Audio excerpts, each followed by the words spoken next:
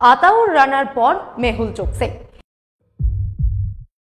बड़े से बड़े ज्वेलरी के शोरूम में जाएगा, लाने के बाद अपने सोनार के यार जरा चेक कर ले भाई, कितना ही बड़ा शोरूम होगा। हमारे मेहुल भाई यहाँ बैठे हैं, लेकिन वो जाएगा अपने सोनार के यहाँ जरा तुम चेक करो, मैं ले तो आया हूँ। 2015 সালের 5ই নভেম্বর দিল্লিতে খোদ প্রধানমন্ত্রীর বাসভবনে আয়োজিত এক সভায় স্বর্ণ এবং অলংকার শিল্পের তাবর মহারথীদের সঙ্গে দর্শকাসনে বসেছিলেন মেহুল চোকসিও। প্রধানমন্ত্রী নরেন্দ্র মোদী তাকে হামারে মেহুল ভাই বলে সম্বোধন করেছিলেন। সেই ভিডিও ক্লিপ এখনো হয়তো অনেকের মোবাইলে আছে, থাকারই কথা।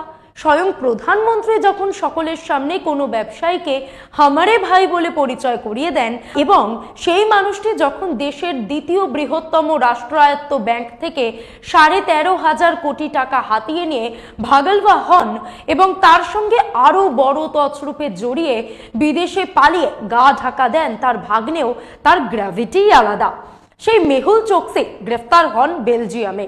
কিন্তু প্রশ্ন হলো, ভারত মেহুলকে হাতে পাবে তো, নাকি মেহুল ভাই এবং নীরব মোদী, নিশিল মোদী, বিজয় মালিয়াদের মতো অধরা থেকে যাবেন?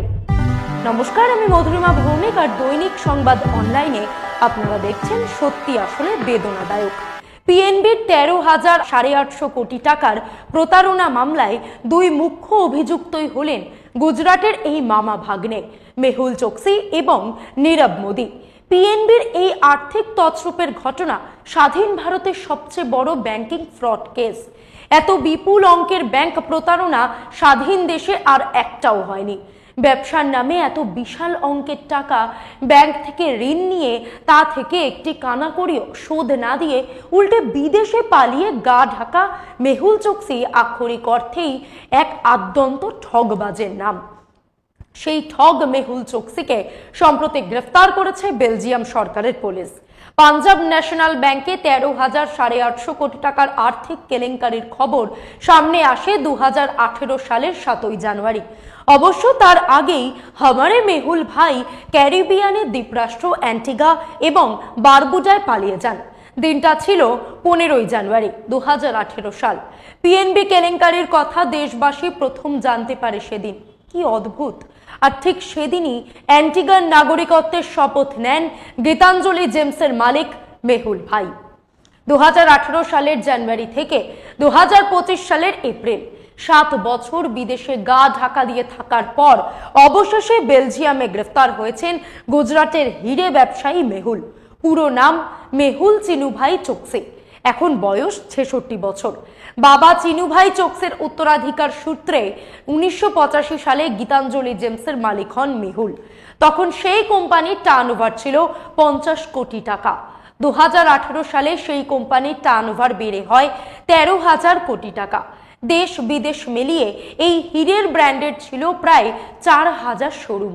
কেন্দ্রীয় সরকার মেহুলের গ্রেফতারিকে সরকারের বড় সাফল্য বলে দাবি করেছে।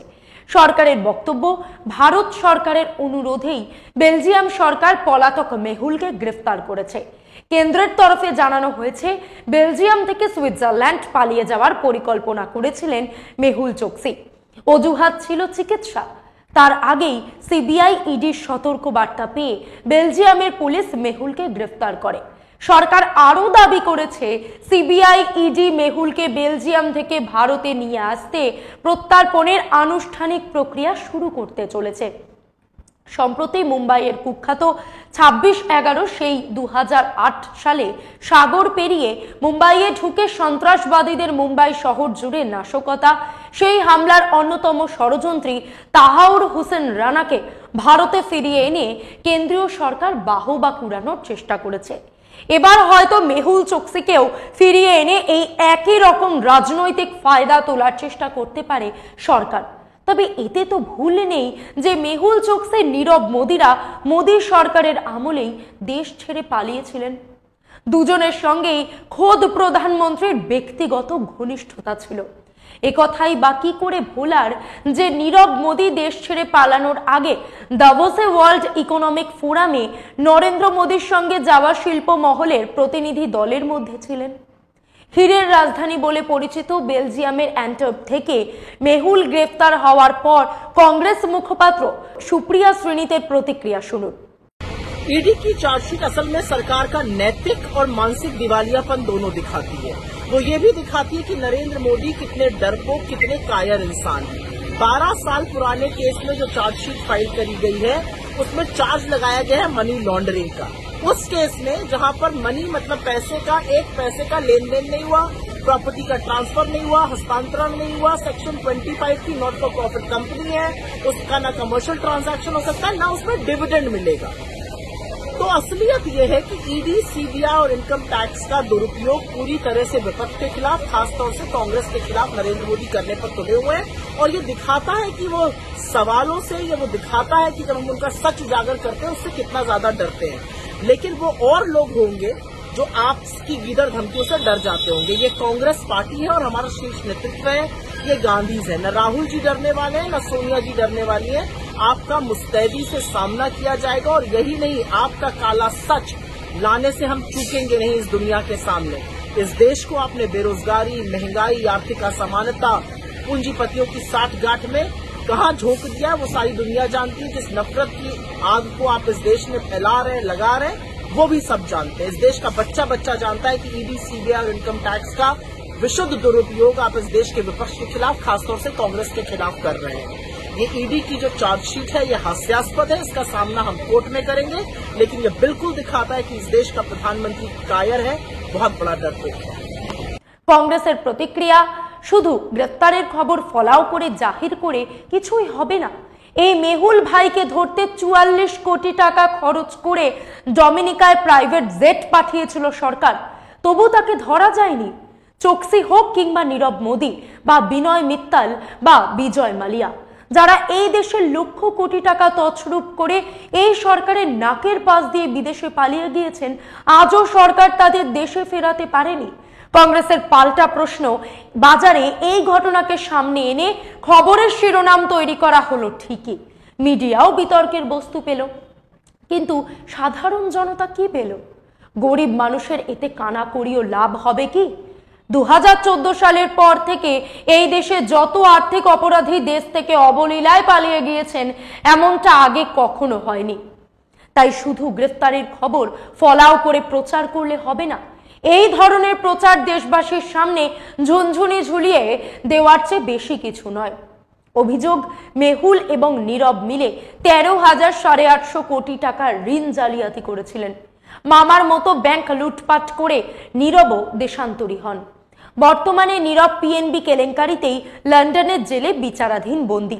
2024 সালের মে মাস অবধি লন্ডনে নীরবের 7 বার জামিনের আর্জি নাকচ হয়েছে। চেষ্টা চরিত্র হয়েছে নিশ্চয়ই, তবে নীরবকে এখনো দেশে ফেরাতে পারেনি মোদী সরকার। মেহুলের মতো সিবিআই এর এফআইআর এ তারও নাম রয়েছে। নীরবের বিরুদ্ধে সিবিআই মামলা দায়ের করার আগেই 2018 সালের 1 জানুয়ারি থেকে নীরব ফেরার ক্রোনোলজি লক্ষ্য করুন। পিএনবিকে প্রায় পথে বসিয়ে মামা ভাগ্নে প্রায় একই সময় দেশ ছেড়ে পালাচ্ছেন। হনুমান জয়ন্তীর দিন বেলজিয়ামে গ্রেফতার হন মেহুল। সংবাদ মাধ্যমে প্রকাশ, গীতাঞ্জলি হীরে ব্র্যান্ডের মালিক মেহুল ভাই ভারত ছেড়ে পালানোর পরে মোটা টাকা বিনিয়োগ করে অ্যান্টিগার নাগরিকত্ব জোগাড় করেন। অন্যদিকে তার স্ত্রী প্রীতি চোকসি পান বেলজিয়ামের নাগরিকত্ব। সেই সুযোগ নিয়ে গত বছরের নভেম্বরে বেলজিয়ামের এফ রেসিডেন্সি কার্ড জোগাড় করার চেষ্টা শুরু করেন মেহুল। তিনি যে একই সঙ্গে ভারত এবং অ্যান্টিগার নাগরিক সেই কথা লুকিয়ে শারীরিক অসুস্থতা দেখিয়ে মানবিক কারণে বেলজিয়ামে থাকার সুবিধে আদায় করেছিলেন। সম্প্রতি সিবিআই ইডি জানতে পারে মেহুল বেলজিয়ামে F+ রেসিডেন্সি কার্ডের জন্য আবেদন করেছেন। সেটা পেয়ে গেলে এই পলাতক ডায়মন্ড ব্যারনকে ভারতে প্রত্যর্পণের প্রক্রিয়া কঠিন হয়ে যেত। সিবিআই ইডির সতর্ক বার্তা পেয়ে ওদিকে বেলজিয়ামের সরকার মেহুলকে স্থায়ীভাবে নাগরিকত্বের প্রক্রিয়া স্থগিত করে দেয়। ক্যান্সারের চিকিৎসার প্রয়োজনের যুক্তি দেখিয়ে মেহুল সুইজারল্যান্ডে যাওয়ার চেষ্টা করছিলেন। বিভিন্ন সংবাদপত্রে প্রকাশ, 12 এপ্রিল মেহুলকে একটি হাসপাতাল থেকে আটক করা হয়। মেহুলের আইনজীবী বিজয় আগরওয়াল জানিয়েছেন তারা বেলজিয়ামের আদালতে আর্জি জানাবেন। জামিনের আর্জি সেই শুনানি 1 সপ্তাহ পরে হতে পারে। মেহুলের শারীরিক অবস্থা এবং ক্যান্সারের চিকিৎসার যুক্তি দেখানো হবে। এর আগে 2021-এ ডমিনিকান রিপাবলিকে বেআইনিভাবে ঢোকার অপরাধে 2021 সালে মেহুল চোকসি গ্রেফতার হয়েছিলেন। সেই খবর পেয়েই সিবিআই এর একটি দল প্রাইভেট জেট ডমিনিকায় গেলেও খালি হাতে ফিরে আসে। কিন্তু মেহুলের আইনজীবীরা তাকে অ্যান্টিগায় ফেরানোর জন্য আদালতে সওয়াল করেন। জেলে 51 দিন কাটানোর পর মেহুলকে অ্যান্টিগায় ফেরত পাঠানো হয়। এই পর্বে অবিকল ফিল্মি থ্রিলারের মতো একটি চাঞ্চল্যকর ঘটনা রয়েছে। মেহুলের স্ত্রী প্রীতি অভিযোগ করেন হাঙ্গেরির এক তরুণী তার স্বামীকে প্রলোভিত করেছিলেন, হানি ট্র্যাপে ফাঁসিয়েছিলেন। সেই তরুণীর নাম বারবারা জাবারিকা। সংবাদ মাধ্যমে সেই তরুণীর ছবিও ছাপা হয়েছে। এই তরুণীই নাকি মেহুলকে তার লাস্য জালে ফাঁসিয়ে ডমিনিকায় নিয়ে গিয়েছিলেন। সেই সময় হিন্দুস্তান টাইমসে প্রকাশিত এক প্রতিবেদনে বলা হয়েছে, হাঙ্গেরিয়ান তরুণী মেহুলকে ফুসলিয়ে ক্যারিবিয়ান সাগরের বুকে একটি নৌকায় চাপান। অ্যান্টিগা থেকে সেই নৌকায় গন্তব্য ছিল ডমিনিকান রিপাবলিক। এদিকে বারবার লিঙ্কডইন প্রোফাইল বলছে তিনি বুলগেরিয়ার একজন প্রপার্টি ইনভেস্টমেন্ট এজেন্ট। সেই প্রোফাইলে দাবি করা হয়েছে প্রপার্টি এবং রিটেল ক্ষেত্রে বারবারা একজন অভিজ্ঞ সেলস নেগোশিয়েটর। প্রীতির অভিযোগ 2020 সালে বারবারের সঙ্গে তার স্বামীর পরিচয় হয়। ওই তরুণী তার স্বামীকে অপহরণ করে ডমিনিকায় নিয়ে যান। অপহরণের আগের দিন মেহুলকে ডিনারে ডাকেন বারবারা। অবশ্য পরে বারবারা প্রীতির আনা সব অভিযোগ অস্বীকার করেন। বারবারা বিবৃতি দিয়ে জানান তাকে মেহুল চোকসির গার্লফ্রেন্ড বলে যা রটানো হচ্ছে তা পুরোপুরি মিথ্যা। বারবারা দাবি করেন তিনি আর্থিকভাবে যথেষ্ট সচ্ছল, ফলে হোটেল বুকিং, হীরের গয়না বা নগদ অর্থ সাহায্যের জন্য তার কোনো দ্বিতীয় ব্যক্তির দরকার নেই। বারবারা আরও দাবি করেন মেহুলই তার সঙ্গে বন্ধুত্ব করতে এসেছিলেন, নিজের নাম হারিয়েছিলেন, বলেছিলেন ওর নাম রাজ, বারবারার নম্বর চেয়েছিলেন। মেহুলকে এদিকে ভিডিও কনফারেন্সের মাধ্যমে তদন্তে সাহায্য করার প্রস্তাব দিয়েছেন।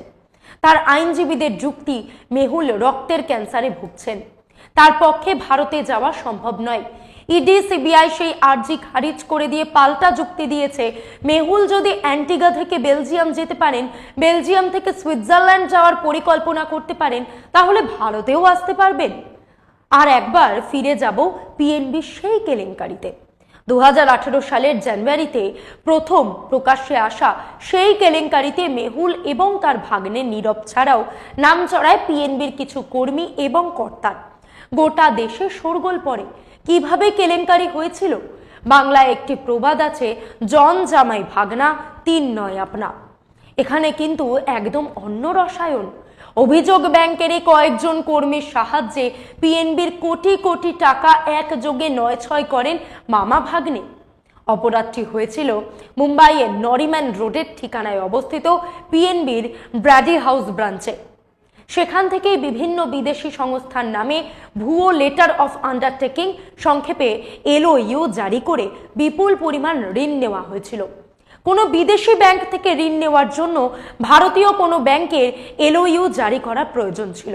তবে রিজার্ভ ব্যাংকের নিয়ম অনুযায়ী নির্দেশিকা জারির পর থেকে 90 দিন সময় দেওয়া হয়, তার মধ্যেই ঋণ শোধ করতে হয়।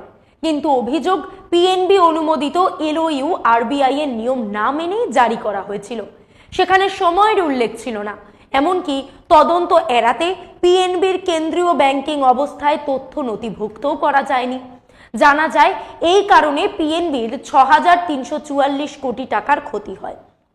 ওই নথির ভিত্তিতে state bank of India, Axis bank সহ অন্যান্য ব্যাংকও ঋণ দিয়েছিল দেশের দুই প্রখ্যাত হীরের গয়না ব্র্যান্ডের ব্যবসায়ী এই মামা ভাগ্নেকে।